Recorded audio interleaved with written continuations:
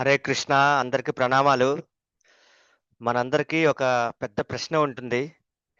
ఎందుకు ఈ భగవద్గీత చదవాలి? భగవద్గీతలో అన్ని ప్రశ్నలకు సమాధానాలు ఉన్నాయా? దాని తర్వాత ఇది ఎందుకు చదవమని చెప్పారు ఈ కలియుగంలో? ఎందుకు మనకి శివపార్వతులు ఈ భగవద్గీత చదువు వాళ్ళకి భగవద్ధామం వెళ్తారని చెప్పారు? దాని తర్వాత ఈ భగవద్గీత ఎవరు రాశారంటే మనకి ఈ శివపార్వతుల యొక్క వృత్తాంతము మనకి గీతా మహాత్మ్యంలో పద్మ పురాణంలో వస్తుంది. తర్వాత ఈ భగవద్గీత మన వినాయకుడి గణపతి స్వామి వ్యాసుల వారు చెప్తుంటే అర్థం చేసుకొని రాశారనమాట. ఎందుకు రాశారు? ఎందుకు మనము ఈ యొక్క హైకోర్టు సుప్రీంకోర్టులలో మనం భగవద్గీత మనం ప్రమాణం చేస్తాం? దీని గురించి మనం ఆలోచించాలి. ఎందుకనేది కారణాలు ఏంటో మనం చెప్పుకుందాం. మన జీవితంలో చాలా మంది ఎంత ప్రయత్నం చేసినా మనకి సక్సెస్ రాదు. సక్సెస్ అంటే మంచి సులువుగా ఫలితం రాదనమాట. కొంతమంది చాలా తక్కువ పని చేసినా చాలా ఫలితం వస్తుంది వాళ్ళకి. కొందరికి పుట్టంగానే ఏదో ఒక చిన్న రోగమో చాలా అయితే మానసిక సమస్య వస్తుంది. కొంతమంది చిన్న విషయానికి కూడా చాలా కోపం వచ్చేస్తుంది వాళ్ళకి. అసలు కొంతమంది పుట్టంగానే చాలా సౌమ్యంగా ఉంటారు. వాళ్ళు ఏం నేర్చుకోలేదు మరి.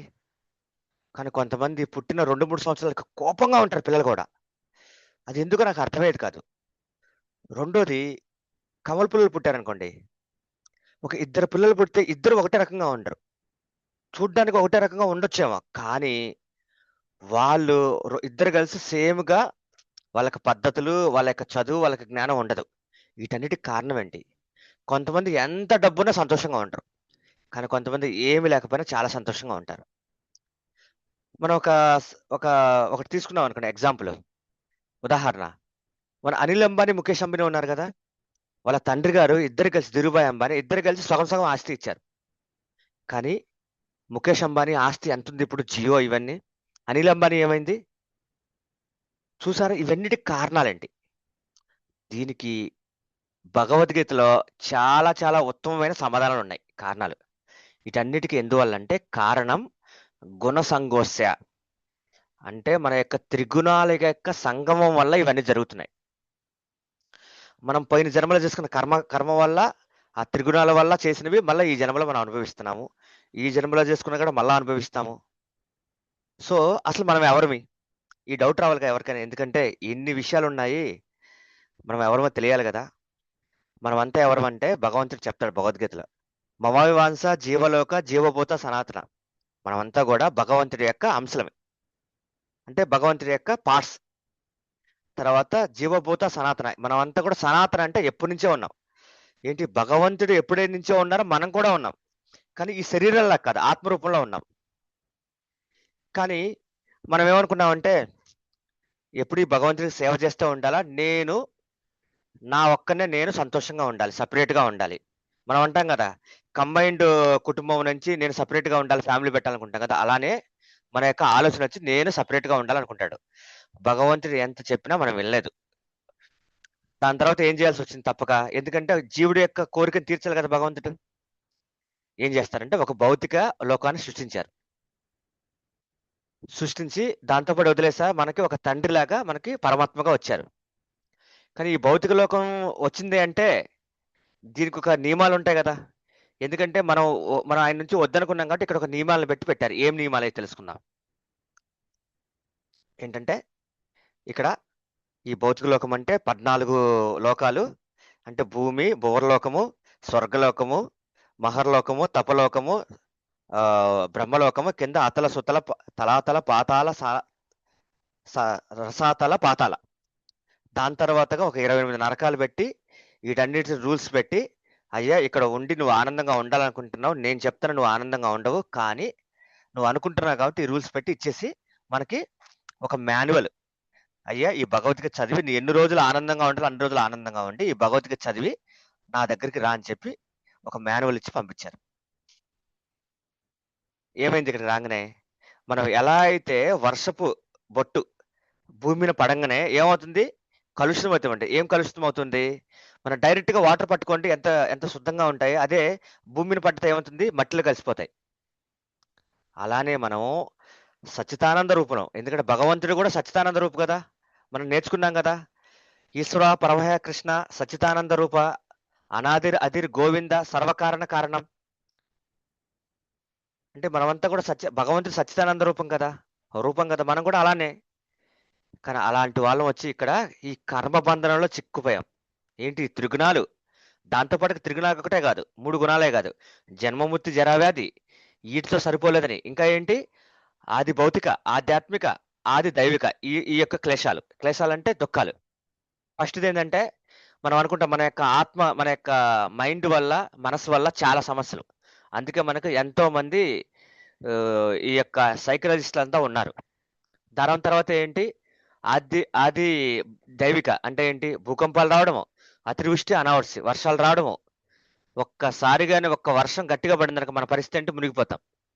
మూడోది ఏంటంటే ఆది ఆత్మిక, ఆది దైవిక, ఆది భౌతిక. భౌతిక అంటే ఎవరు? ఈ భౌతిక లోకంలో ఉండే జనాల వల్ల, వేరే వాళ్ళ వల్ల కష్టాలు. కుక్క కరుస్తుంది కదా, మనకి దానివల్ల కష్టాలు. తేలు, పాము, ప్లస్ మనల్ని వేరే వాళ్ళు కొట్టడం వల్ల ఇవన్నీ సమస్యలు పెట్టి మనల్ని వదిలేశారు. అసలు నిజంగా ఎందుకు వచ్చాం మనం? ఆనందంగా ఉండటానికి. ఆనందంగా ఉన్నామా? లేము. ఓకే, ఇదంతా బాగానే ఉంది. సో వీటి నుంచి ఎలా బయటపడాలని ఆలోచిద్దాం. అందుకే మనకి ఫస్ట్ కర్మయోగం. అసలు నువ్వు పనులు చేస్తూ కర్మయోగాన్ని అంటే మనం చేసిన యోగం అంటే భగవంతుని కనెక్ట్ చేయడం. ఆ కనెక్షన్ పోయింది కదా, మనం మళ్ళీ ఎస్టాబ్లిష్ చేయాలి. ఏంటి కర్మయోగం వల్ల? కర్మయోగం అంటే కర్మని మనం చేస్తూ భగవంతుడికి ఎలా ఎస్టాబ్లిష్ చేయాలనేది. అష్టాంగ యోగము, జ్ఞాన యోగం ఇవన్నీ చదివిన తర్వాత భగవంతుడు ఏమంటే, అయ్యా ఈ కర్మయోగంలో మనల్ని భగవద్ధామం వెళ్ళడం చాలా కష్టము, నువ్వు ఖచ్చితంగా భక్తి యోగం ద్వారా చాలా సులువుగా వెళ్ళొచ్చని చెప్తానమాట. అందుకే భక్తి యుగంలో ఏంటంటే మనము భగవంతుని ఈ భౌతిక ప్రపంచంలో ఏం చూసినా కానీ భగవంతుని ఎలా చూడాలి, ప్లస్ భగవంతుల్లో ఈ మొత్తాన్ని, ఈ భౌతిక ప్రపంచాన్ని, ఈ జీవులందరినీ ఎలా చూడాలి, ఇది నేర్పిస్తానమాట. భగవానుడు చెప్తారు, కేవలం భక్తి యోగం ద్వారే భగవంతుని చేరుకోగలం, వేరే మార్గం లేదు. కొంతమంది భక్తి యోగం కూడా ఎలా చేయాలో తెలియదు. మనం అనుకుంటాం రోజు పూజ చేస్తున్నాడు కదా, నాలో ఉన్న మంచి గుణాలు ఏవి రావట్లేదు, ఎప్పుడు అదే కోపము, అదే బాధ, అదే కోరికలు ఉన్నాయని అనుకుంటాం కదా. అన్నీ ఉన్నాయి. మరి ఏంటి కారణం అంటే దీనికి జ్ఞాన శిక్ష ద్వారా మనము భగవంతుని అర్థం చేసుకోవాలి. అదే జ్ఞానయోగం అనమాట. హరే కృష్ణ. సో ఇప్పుడు ఈ 6 నుంచి 12 భక్తి యోగం అయిపోయింది కదా. జ్ఞానయోగంలో 13 నుంచి 18, 13 అధ్యాయంలో మనం క్షేత్రం అంటే ఏంటి, క్షేత్రం అంటే మన శరీరము, క్షేత్రజ్ఞ అంటే ఒక ఆత్మ, పరమాత్మ. దాని తర్వాత జ్ఞానం అంటే ఏంటి, జ్ఞాయం అంటే ఆ జ్ఞానం ఎందుకు వల్ల ఉపయోగపడుతుంది. తర్వాత ఈ ప్రకృతి అంటే ఏంటి, ఈ పురుష అంటే భగవంతుడు అనమాట ఏంటి అని తెలుసుకున్నాం అనమాట. దీని తర్వాత నేను ఒకటి చెప్పాను కదా, కారణం గుణ సాంగోస్య. ఈ యొక్క గుణాల ప్రభావం వల్ల మనము ఇక్కడ చిక్కుకుపోయామని చెప్తారు కదా. ఆ త్రిగుణాల గురించి 14వ అధ్యాయం అనమాట. అసలు ఈ 14వ అధ్యాయంలో మొదటి శ్లోకంలో ఏమంటారంట భగవంతుడు, ఈ అధ్యాయం అర్థం చేసుకొని జీవితంలో ఆచరిస్తారో మునులు ఎలా అయితే పరమ సంసిద్ధిని పొందారో అలా మీరు కూడా పొందొచ్చు. అసలు ఇది వినంగానే నాకు అద్భుతం అనిపించింది. ఏంటి, ఈ ఒక్క 14వ అధ్యాయం చదివి అర్థం చేసుకుంటే మనకు మునులు ఎలా అయితే పరమసిద్ధిని పొందారో మనం పొందొచ్చు. అసలు చూడండి ఎంత అవకాశం ఇచ్చారు భగవంతుడు. 2వ శ్లోకం అదొక్కటే కాదు, ఇది బాగా చేస్తే నా యొక్క సమాన స్వభావం పొందొచ్చు. మనం కూడా భగవంతుడి యొక్క అంశలేం కదా, సచ్చిదానంద రూపంలో కదా, మనం కూడా సచ్చిదానంద రూపం వచ్చింది చెప్తారనమాట. దాని తర్వాత ఈ జన్మము మృత్యు అనేది ఉండదట మనకి. అసలు అంటే ఈ భౌతిక లోకంలోనే ఉండవు.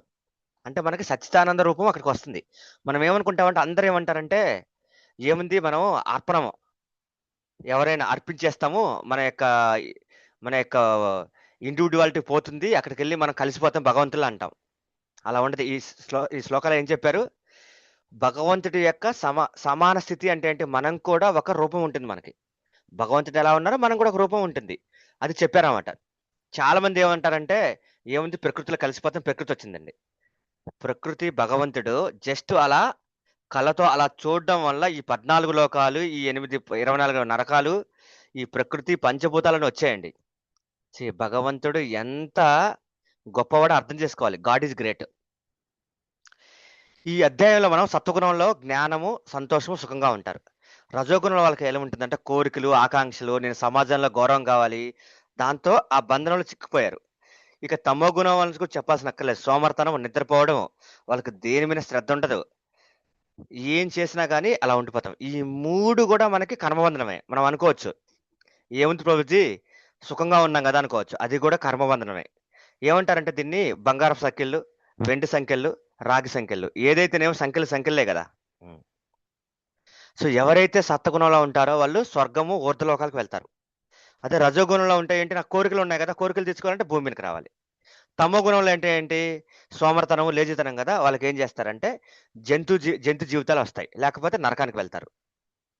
ఇవన్నీ ఉన్న అర్జునుడికి ఒక ప్రశ్న వస్తుంది. ఈ యొక్క మంచి గుణాలు ఉన్న వాళ్ళకి లక్షణాలు ఎలా ఉంటాయి, ప్రవర్తన ఎలా ఉంటుంది, ఎలా అధిగమించాలి ఈ గుణాలని, ఒక అద్భుతంగా భగవంతుడు చెప్పబోతున్నారండి. ఈ విషయాలన్నీ మనం క్లాస్లో మాట్లాడుకుందాం. ఎందుకంటే అసలు ఈ భక్తుల సాంగత్యంలో ఉంటే ఎంత ముఖ్యమైనదో భగవంతుడు చెప్పబోతున్నారు. ప్లస్ ఈ భగవద్గీత ఎవరైతే చదువుతున్నారో వాళ్ళు ఎంతో సౌభాగ్యవంతులు. ఎన్నో జన్మల తర్వాత ఈ అవకాశం దక్కింది. బహునాం జన్మనామంతే జ్ఞానవాన్ మా ప్రబద్ధంతే వాసుదేవం సర్వమితే స మహాత్మ సుదుర్లభ. ఎవరైతే ఈ జ్ఞానాన్ని అర్థం చేసుకుంటారో వాళ్ళు సా మహాత్మ అంటే ఎంతో మహాత్ములు, సుదుర్లభ అలాంటి మహాత్ములు దొరకడం చాలా దుర్లభం అని చెప్పారన్నమాట. చాలా అరుదని. నిజంగా చెప్తున్నాను, ఈ యొక్క భగవద్గీత జ్ఞానం సరిగ్గా అర్థం చేసుకుంటే మీ జీవితంలో ఏదైతే ఈ సమస్యలు చెప్పానో అన్నిటి నుంచి ఊర్ధ్వలోకాలకు వెళ్ళి, దాని తర్వాత స్వర్గానికి వెళ్ళి, అన్నిటికీ వెళ్ళి మనం భగవద్ధామానికి వెళ్ళొచ్చు. హరే కృష్ణ. అందుకే ఈ శనివారం అంటే ఈ రోజు 22 ఆగస్టు 26వ తారీఖు 26 సాయంత్రం 6:30 మన యొక్క పశుపతనాథ ఆలయం 6:30 మీరు మీ కుటుంబ సభ్యులతో రావాల్సిన కోరుతున్నాం.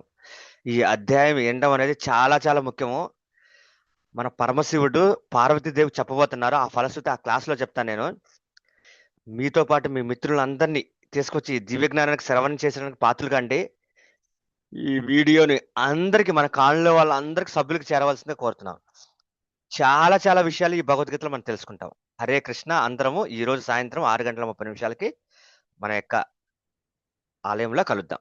హరే కృష్ణ.